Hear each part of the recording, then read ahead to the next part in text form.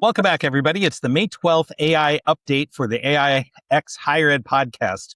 And we're talking again about how the world is changing so fast that it's hard to even keep pace with it all.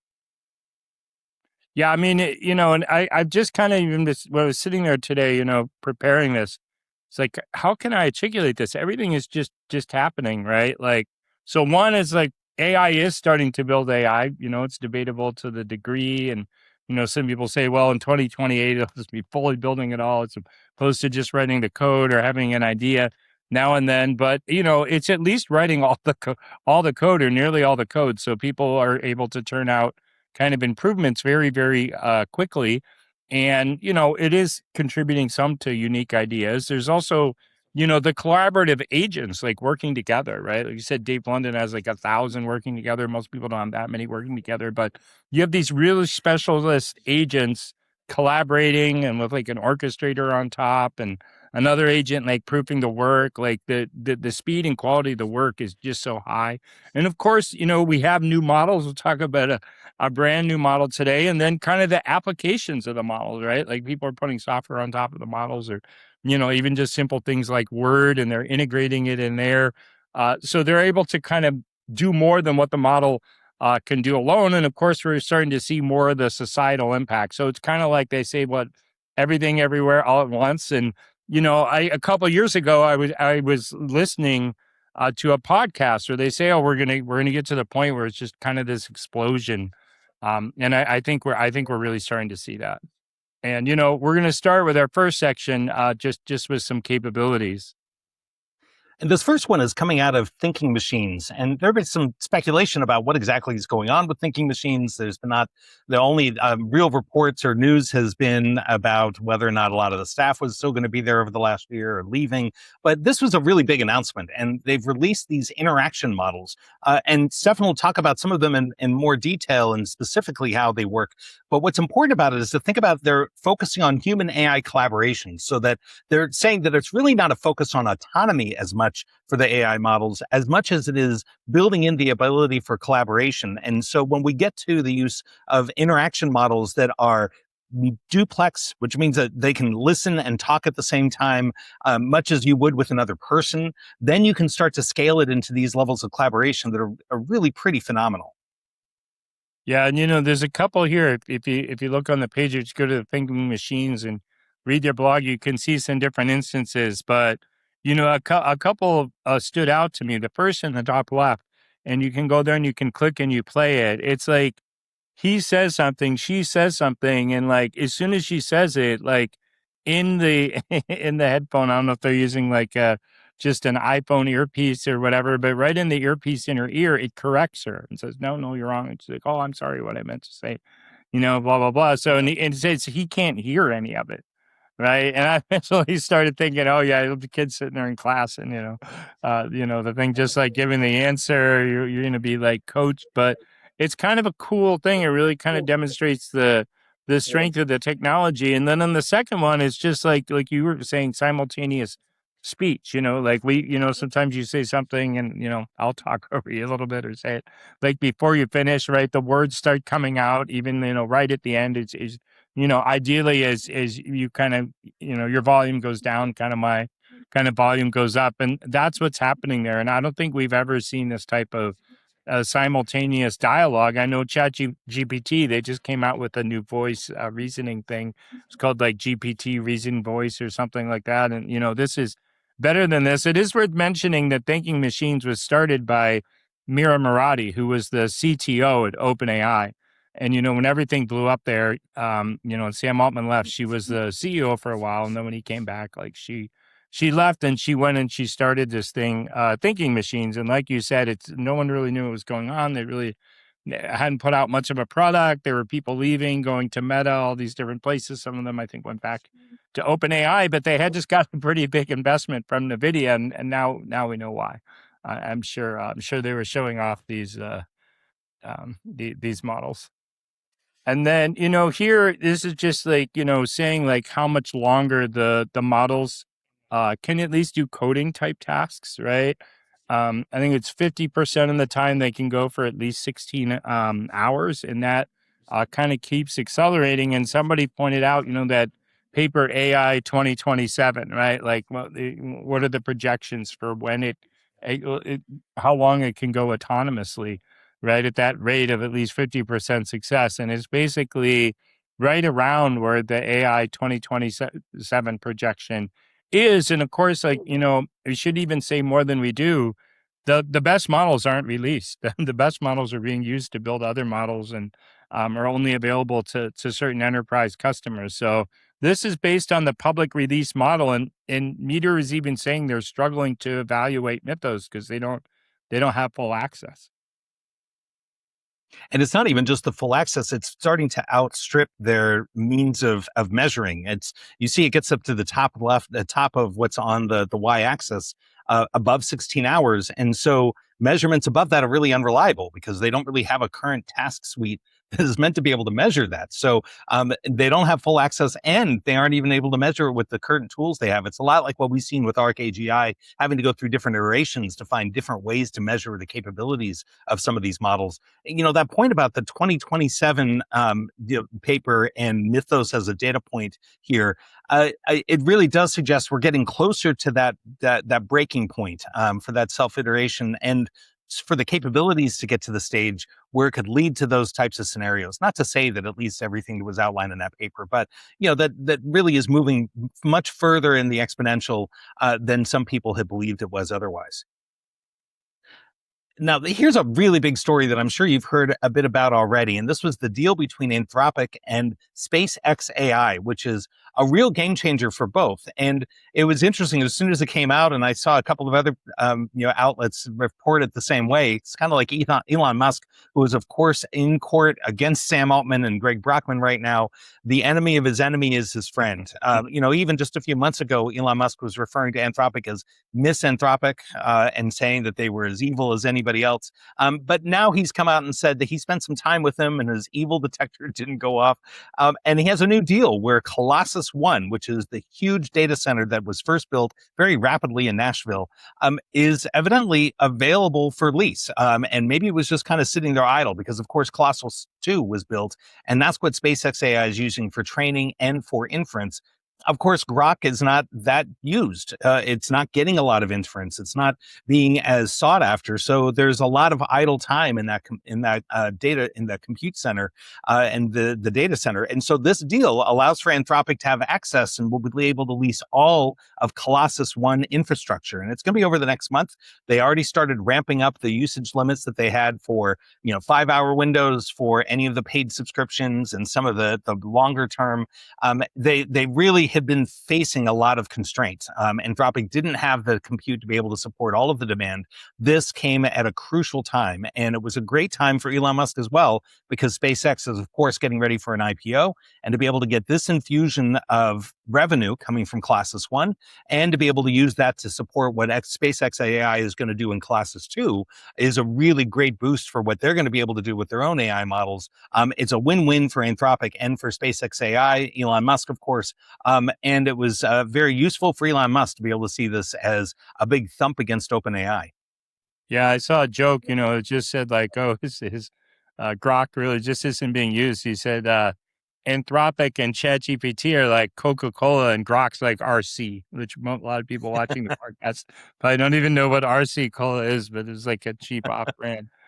And so getting into this discussion about compute constraints, this is not something that's only impacting Anthropic. It's really impacting all of the companies. When you look at a company like Google that has its own data center construction, its own compute sourcing, they're admitting, and Demis Hassabis just recently admitted that they're facing some constraints. And so when they have new data center construction that's coming online, new compute coming online, it's fought after by search, by the cloud services, and by DeepMind for AI purposes, and they have to fight it out internally. And so they do find that they could do more if they probably had more compute. Now, I'm sure there are a lot of discussions going on in Google that they want to give DeepMind all the compute they really need to be able to keep up and maintain a frontier level AI model. But that's interesting to see that across the board, what we thought we heard a few months ago that maybe this is a big bubble and they're overbuilding, really looks like maybe they've underbuilt, and there's a lot more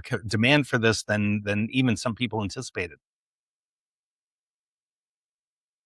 And it's just another example of kind of more compute. These are the copper lines are kind of going to handle all they can. So NVIDIA is investing in Corning as part of a optical fiber deal with 3 new factories focused on AI. So we just see people compare it to building out the railroads. We're really going ahead and kind of just building out all the infrastructure for this. And 3.2 billion sounds like a lot until you see this reference that Nvidia's revenue last year was 130 billion. And this is also in response to another tweet that talks about how OpenAI and Anthropic will end 2026 with a combined annual returning revenue of 160 to 200 billion.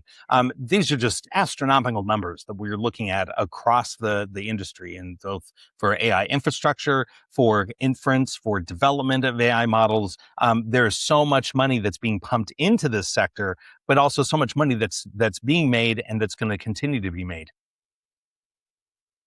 Now we're going to talk a bit about some applications in different fields related to AI. And the first is more developments coming from Anthropic, and some really interesting ones here. And, if we were talking about this a few months ago or a year ago, we'd have more time to delve into each of these. But as Stefan said at the very top of the episode, there's so much going on constantly that you get new models, you get new capabilities, new applications that are being thrown out every week. It's hard to keep up. One of the biggest ones is this sense of dreaming. And what is referenced by this is that it's given what Claude has allowed the capabilities for its agents is to be able to refer back to what was going on by the agent, the work that was being done, the interactions that were being had between the model, the agent, and the human that was actually leading it and working with it, to be able to refer back to it, to be able to reconsider it and incorporate that into the memory. And they're referring to this as dreaming. And they also built out some other outcomes and multi-agent orchestration, so that you see that they're just continuing to build out the capabilities so that users are able to use multi-agent systems, setting it up in more complex ways and more advanced ways.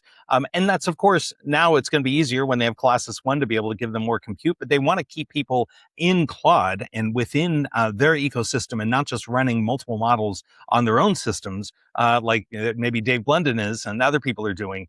Claude is building out the capabilities so you're able to do it all within Claude Cowork or Claude Code and be able to access all of these tools. And we saw, last week we talked in Microsoft and Word, right? They are integrating kind of a lot of capabilities for attorneys for contract analysis. And today, and this is all over the web, and I haven't had a chance to do anything but kind of just glance at it.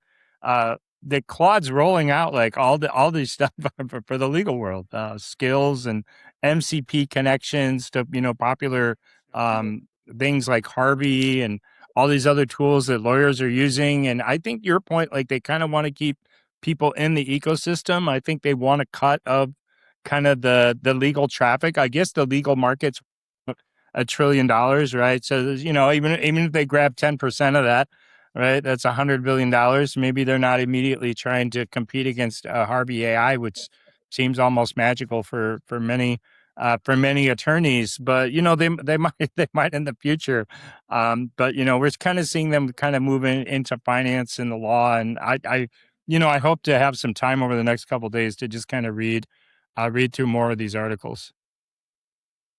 Yeah, they're just permeating so many different sectors of many areas of the economy, and certainly in the legal realm, finance, lots of other areas too. And part of it is they have the capabilities. I mean, it's something that they have the ability to be able to expand in those areas, and also it's just good marketing and good business. And there's all these kind of developments in cyber, right? So we have Mythos, which has all these cyber capabilities. Some people speculate that ChatGPT 5.5 is released and it basically has some of the same things and same cyber capabilities. So kind of we see these kind of efforts to we see these efforts to prevent attacks, but attacks are occurring. There was attacks on Spotify today, from Iran, I guess, to avenge the death of Khomeini. Everyone who's working in education, as we'll see on the next slide, right? There was a big attack on Instructure, which is that's kind of the company behind Canvas, and I guess they actually paid off the hackers. So hackers wouldn't release the data. And a lot of people in kind of academia, they're kind of very upset about this. They're upset about the Instructure deal. There's kind of a little bit more of a backlash against AI. And kind of my reaction was, okay, but this is not like a thing that's unique to Instructure. We're going to start seeing this in other places in banking and healthcare and all these types of things. And, Google even found the first AI generated 0-day exploit, and it stopped the attack, right? So we're already kind of seeing these kind of cyber attacks escalating, becoming more sophisticated, sometimes be more successful, but also we need these advanced AI tools to stop the attacks as well. And it's all speeding up so quickly that there are going to be more offensive capabilities for cyber attacks, more defensive capabilities at the same time, that we're going to see a lot of them going back and forth, like this Google incident where they stopped the attack even before it started with a 0-day exploit. I mean, it's not something that somebody had to then establish, and it was going to go through running through a different course to be able to get to the point where it was an attack. We're going to see a lot more of this, and especially as more advanced models, 5.5 is certainly out from GPT, OpenAI. But when Mythos is available, we're just going to see this develop in really interesting, strange, and some scary ways. Now, here we talk a little bit about some of the other developments happening, and there are a lot of different stories here that you could dive into. The one in the upper left is talking about how a company co-founded by Demis Hassabis has received some Series B funding. It's an AI drug research company, and another example of a frontier lab and some of the researchers there being able to forward some of this advancement in certainly scientific research. And then the story in the bottom right is talking a bit about how OpenAI has this new Deploy Co, which is a subsidiary, majority-controlled subsidiary of theirs that is meant to help companies integrate AI into their core operations so that they can start to integrate, they can start to really expand their reach and make sure that people are continuing to use their models and to be able to integrate them into their core systems. OpenAI, of course, is behind Anthropic in terms of enterprise adoption. So this is a really important move for them and certainly a smart play for their business. And, and kind of more stuff happening in, the mathematics, right? The area I can only talk about, but don't fully understand, but I can understand enough that it's pretty impressive, right? The GPT-5.5 delivered PhD level math research, right? In under 2 hours without any human help, right? That's relatable. And, that Google has this AI co-mathematician that is accelerating mathematicians' AI. And at the bottom, it on the frontier math, the hard, I guess tier 4 frontier math, I guess it's like the hardest tier, one of the hardest. It scored a 48% on that, which is new top level of all the models evaluated. I don't think people realize like how significant this is sometimes. I remember in the fall of 2004 talking to people about how it was now able to do 8th grade math, and we all just thought that was amazing, right? Because I couldn't add. I was like on tier 4 and doing PhD level research. Yeah. It's another example where there's this big gap between what people have experienced and what they're not aware of, and that is some of the capabilities that are so far ahead. And here's one that's an extension of that, a discussion about some of the solutions to Erdos problems. And this is a track showing a curve. It's not static. It's showing all the prior human literature and what they were able to uncover. And as the models are able to go back and find mistakes in previous human literature, or to be able to fill in gaps that were there that no human was able to fill in before, you start to see this explosion in terms of the number of counts of full solutions to these problems. It's just a really great illustration of how capable they are. And once you start getting it on the right path and figure the models are trained enough that they're able to start doing certain types of work, then they just can radically cover a new area and they can really change a discipline. Now we'll move on to robotics and some really strange developments. These two look right out of a sci-fi movie and maybe out of some nightmares. The one on the left is coming from Unitree, and it's their man-transformable mecha. And I'm not sure if you have a teen, why you'd buy them a car when you can get them a mecha that can transport them around in a really safe, secure environment. This does look like use this in a friendly and safe manner. That's the important part. I'm sure my teen would use it in a friendly and safe manner. I mean, this looks just like out of what was it, Avatar? I remember one of the characters had a mecha machine like this, right? Yeah. And then the one on the right is an autonomous combat vehicle, which I can only imagine how you would respond if you were on the front lines and you saw that charging at you. The more autonomous vehicles, of course, mean that you don't put troops in harm's way. You're able to deal with probably, you don't have to worry about protecting a human. So it's easier to make them smaller and lighter, and be able to do a lot more than you'd be able to do otherwise. Yeah, and if you have a minute, you really should go watch the video of that giant like red thing. It goes down, it'll go down on all fours. It starts like walking around like by this car. It goes next to this huge brick wall and just takes its arm and like smashes the Wow. brick wall down. But make sure you use it safely. But in a couple other robotic developments, this is figure one, the Brad Adcock company. They taught robots to work together to fold, like, hey, you grab this side of the bed sheet, I'll grab this side of the bed sheet, and I took them like 2 minutes to like train them how to do this. So it kind of seems like, if you think about it, right, there's a lot of kind of dexterity involved in that. And then also I saw in South Korea there's a humanoid robot monk that just made its official debut, and it's out there kind of walking around. It'll be interesting. There really aren't too many humanoid robots in the U.S. now, but it'll be interesting to see how people react to those. Again, looks like out of a science fiction movie. I mean, that looks like out of the movie The Creator. Yeah. That yeah, movie that is set in the future with robots and humanoid robots that look human but then have other human. It just, especially with the robes, that's kind of a jarring sight. And that. Now, some other news from Neuralink, and they're, of course, looking at neural interfaces for humans to be able to control computers. In this case, what they're looking at is being able to use a surgical robot to reach any brain region so that they can solve a condition that might have occurred in the brain. Maybe if there is a tumor or if there's something that's not working, they'll be able to access it with this generalized neural interface.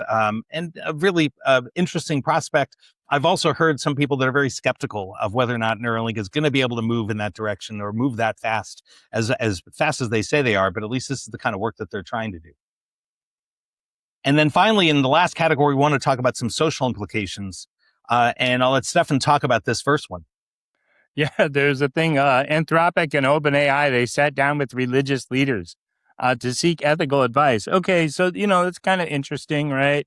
There's a lot of definitely ethical issues coming up with AI, right? But the one thing when I read the article I thought was pretty interesting is like it just basically said there's no way for the regulatory infrastructure to keep up with this, right? So the only way we're really going to be able to manage this is by having some kind of principles that we adhere to, right? And obviously religion is human centered. At least most religions are human centered, and they've given a lot of thought to ethics over time, and how to treat people. So it does seem kind of important, and and some of the stuff we talk about, liberal arts, the humanities, right? That they kind of directed at uh, you know, kind of thinking through these questions, right? Like these things are, going to be really important and things that we kind of taken for granted, these ideals, and even if we don't always adhere to them, what's this going to look like in the world of, AI, not just AI, but also robotics. And, this was interesting. There's I think it was a University of Central Florida. Someone spoke, right? The speaker, the graduation speaker, not surprising. And as all they kind of said was like AI is like the next like industrial revolution, or it's kind of a big deal. And they got booed when they said this. So they weren't. From what I know, I didn't watch the speech, but from all the articles I skimmed, they weren't really like promoting AI. They were just saying like AI is this thing, and it's it's coming, it's here, it's going to impact our society, and they got like booed for saying that, or at least people were booing the idea, which I get, right? I think young people, right, like you tell your kids like work hard, study hard, right? Like you're gonna, um, this will at least get to a stable middle class life, and now AI is coming in and saying we're smarter than you, and it does just. There was another article I read. It was interesting. There was a guy who was he wasn't a priest, but he had like a real grounding in Catholic philosophy, and he worked at Microsoft. And he was starting the center at the Catholic University of America. And, he was kind of really holding on to the idea like it's not going to be conscious. He's like, but it is going to be smarter than us, and we're going to have to kind of kind of deal with that, right? And that's a big it's a big thing for society. And we can read these articles and say, well, it's hard for people to have to kind of come to the realization that we're no longer the smartest people on earth, right? Like different people have said that. You can hear it in a podcast, you can read it online, but when you start using these things and realizing that already in many ways they're smarter than you, it is a little hard. This is also a continuation of the backlash that we've been talking about for months, and that is only going to become greater. And I think as especially political fires stoke this and it's used for political purpose, they're going to be there's a growing backlash, especially we already see from a lot of young people who are worried about their futures, worried about jobs, worried about what their role in society is going to be. And it's hard to blame them. Yelling that AI sucks during graduation's not really going to help, but I can certainly understand that where they're coming from, what the concerns are. We need to have better discussions with our students about what this means, about where they're going to be able to go with it. But it was still pretty jarring seeing a clip of this speech. And this is a real estate executive. It's not somebody from the AI industry, just referencing AI as the next industrial revolution really spurred a really visceral reaction from the students. Yeah, and I just was watching it was like a video, kind of like a podcast, but just there was some people in robotics talking about advances in robotics, and they're kind of all from MIT or had a connection to MIT. And the one person, he's like, "Oh, resistance is futile." I was like, "Do not use that line." It was funny kind of a year ago, but that it's just not. It's just not going to go down well. But they kind of have this debate, and we'll talk a little bit on the next slide about, oh, well, are we going to have a UBI? Everyone isn't there, or everyone doesn't think it'll be that disruptive. But, we both listen to moonshots, and, they're always talking about at least needed in the transition. And in Korea, this was in the Seoul Economic Daily. I guess some people in the government are saying, well, if there's going to be excess profits. Now, a lot of these companies aren't profitable yet, years before they're profitable, right? Let alone have excess profits. And, how do you define excess profits? And here he's just making it, it's just an idea. He's not offering a specific piece of legislation, but kind of saying, well, we're probably going to need to tax some of that and redistribute it. And it makes some sense, right? I mean, in the oil kingdoms, even in Alaska, even though the distribution is small, people get a portion of the oil wealth. So maybe they'll get a portion of this. I thought this story was kind of interesting. Laid off GM employees tell of ominous email, severance in the role of AI. And yeah, they just kind of got called into a meeting. It was like an online meeting, 15 minutes. Somebody read off the sheet, right? You got to have legal compliance. Just said, hey, your positions are being terminated. They either got like 2, 4, or 6 month severance, I think, based on longevity and a one-time health payment. But what was interesting, I thought, right, is they're saying, okay, there's a couple ways to look at kind of AI integration, right, in a company. One is like you learn to use kind of the AI tools, so to speak, for doing things you already do, like improving the sending of your email, the drafting of your documents, like the research, right? And then there's kind of AI native, where you're just kind of well, okay, how can we redesign all the processes with AI integrated? And what they're told, but what they're saying is that, oh, well, we're still going to hire people. Now, they didn't say it'll be like an even replacement, but we basically want people with AI native abilities. And some of the people were saying, hey, look, we've been training on these tools. We've been using these tools. There's tremendous pressure on the company to use the tools, and we've been using the tools. But GM's point more is like, well, we don't want you to just use the tools to do things the way we're already doing. We want to bring people in who can redesign the way we're doing things. And I think when some people say this is a young person's technology, that's exactly what they're talking about, right? Because it's going to be many young people who have at least have those skills, and they're not tied to the old way of doing things. They've never done it the old way.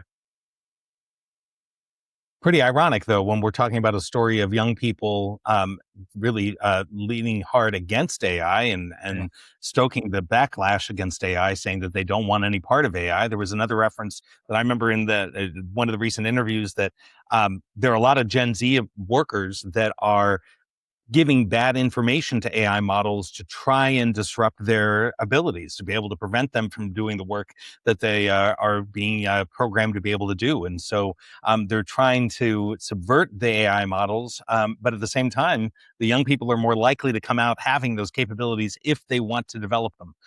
It's a pretty ironic twist, and interesting to see how that plays out when you have older workers that are probably a little more open to using AI, but don't have the digital native skills and need to go back and get reskilled, and students that are in the position to be able to learn those skills, and some of them are rejecting it. That's another reason why we need to have more discussions about this in the classroom and on our campuses to figure out how to help support them and figure out a better way to lead them. All right, well, that's everything for this week. Thanks, Stefan.